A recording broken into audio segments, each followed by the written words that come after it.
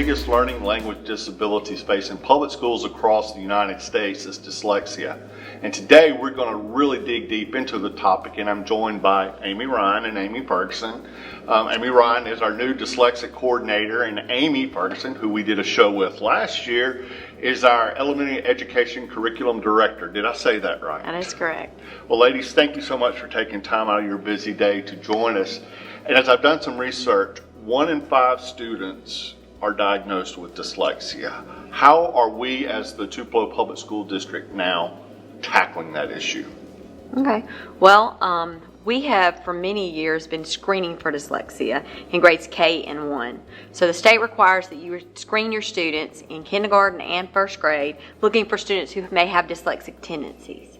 So we just completed that fall screener with our first graders. So we're now analyzing those results to see which students may benefit from an Orton-Gillingham or a multisensory intervention. Okay, so we've been doing that. We're still continuing that practice.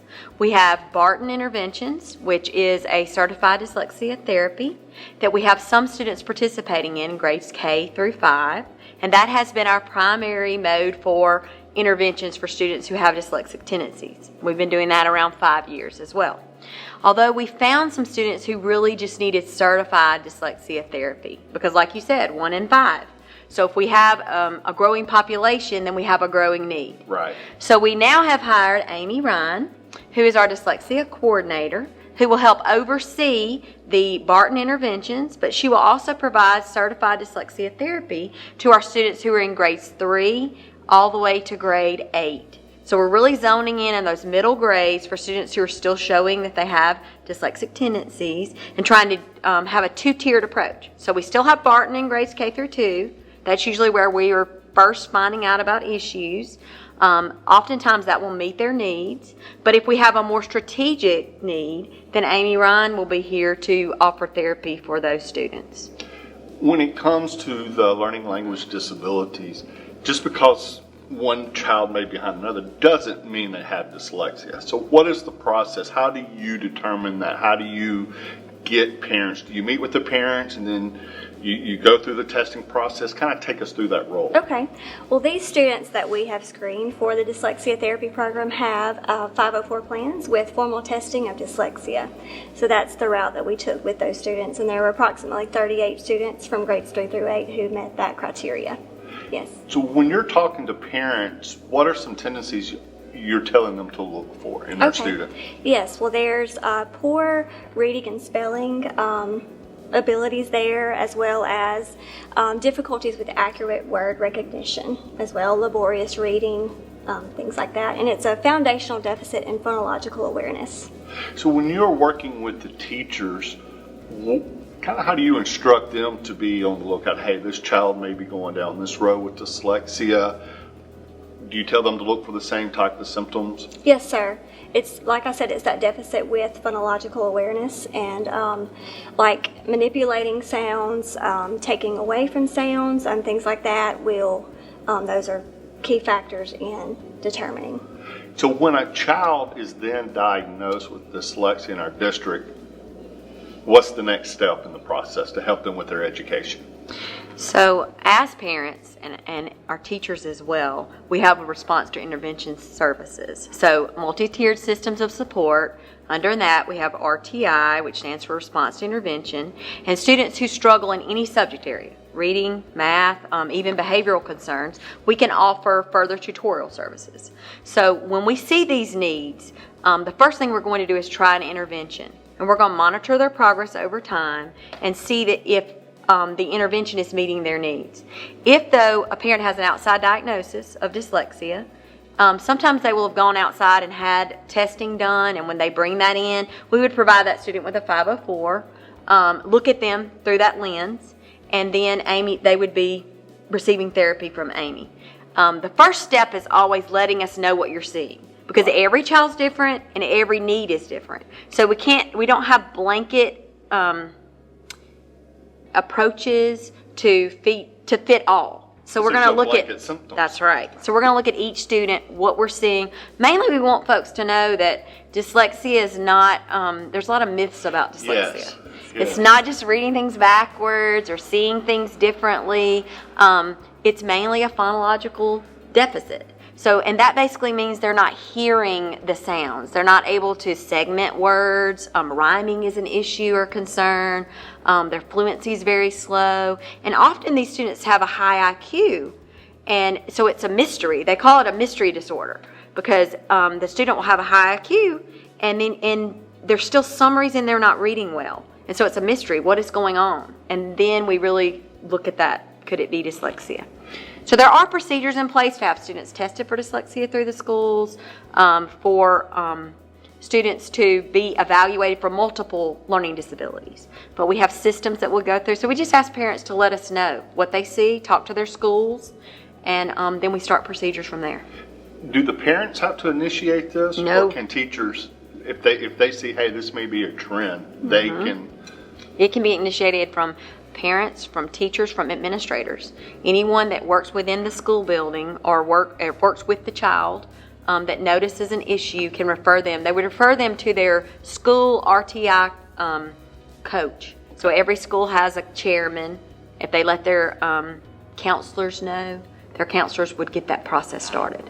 Is there an age, is there a typical age where you can start noticing? What do you think, Ann? Third grade is where we have started therapy for the Tupelo Public School District. But those precursors for K through 2, it's state law that they are screened in the fall, kindergarten, spring, first grade. So in those areas, yes, sir. After a child has been diagnosed, what are the components to the program that you oversee here at the district? Yes. Well, I will be providing the Dyslexia Therapy Program, Mississippi College Dyslexia Therapy Program. And this is a strategic program that's Orton-Gillingham based. And it was established by Ailick Cox, and she was very instrumental in establishing the Academic Language Therapy Association. It's a very comprehensive curriculum which uses a meta-language system, so students are left with very few misunderstandings. And this is to ensure success across the board with the curriculum, not only with the curriculum, but with their self-esteem as well. Right. So during a typical school day, I'm sure these children will be focused in one area, and then they'll be are they always in a regular classroom, or are they pulled? How does that work? Well, I usually will pull from their intervention time, okay, so they're not missing any kind of instruction. Gotcha. You talked about it, Amy, going to the 8th grade. Why do we stop at the 8th grade? Is that kind of where you should know by then? Or what is Typically, we have been able to get students on track by the time they enter the high school. We've been discussing some ways to intervene at the high school. Once you go into Carnegie units, you end up with some issues of when and how. Right. But we have been talking about that as a district, like what types of strategies, what things we can put in place. Right now we're providing interventions at the high school within their English classrooms. Okay. So teachers are providing extra supports there.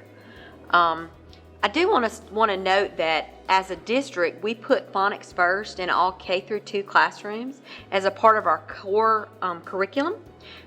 And that program is certified dyslexia therapy.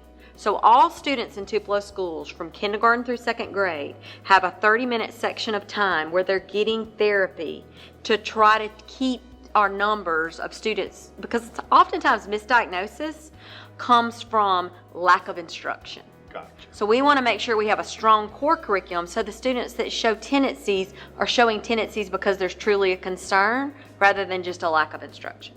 I know you've done a lot of training with our teachers, particularly the new teachers. Right. How receptive have they been to all of this? Very good. It's often interesting to me how the universities lack to prepare our teachers sometimes in the area of science of reading. So Amy and I spent 4 days with all our brand new K2 teachers. We went through all the multisensory techniques for the teachers, and they were very excited. They couldn't wait to hit the ground running with it. So I think it's really good because we've seen a real reduction in the number of students who are popping, so to speak, off the screeners. The students who are showing that they have issues with dyslexia are just very few because we have a strong foundation in our instruction.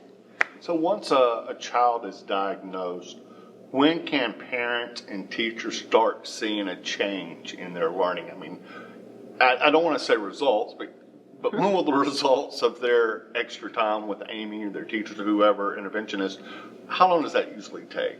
We usually say about 4 weeks. Oh, wow. Yeah, to a month we start seeing. Yeah, you can Some see a improvements. trend within 4 weeks. Now, if the gap is significant, sometimes it can take 3 years to fill the gap. Oh, wow. Right. Because dyslexic students, they need patterns of therapy, and they have to get in those routines. But you'll start to see it closing within a month. But sometimes it takes a little while for them to complete the program. Right. Well, Amy, welcome to the district. Yes, thank you so You much. came from Itawamba? I sure did, yes. I was a former speech therapist over Okay. there. So yes, I'm very happy to be here. Well, I know Amy is very happy, and I know Yes, our I am. parents and our administration Yes. is very excited to have you Yes, here. And thank thank you all so much for educating us. And we look forward to working with you in the upcoming years and really address this problem, not only here in Tupelo, but really all over the world. That's right. For your story, our purpose, one heartbeat, I'm Greg Ellis.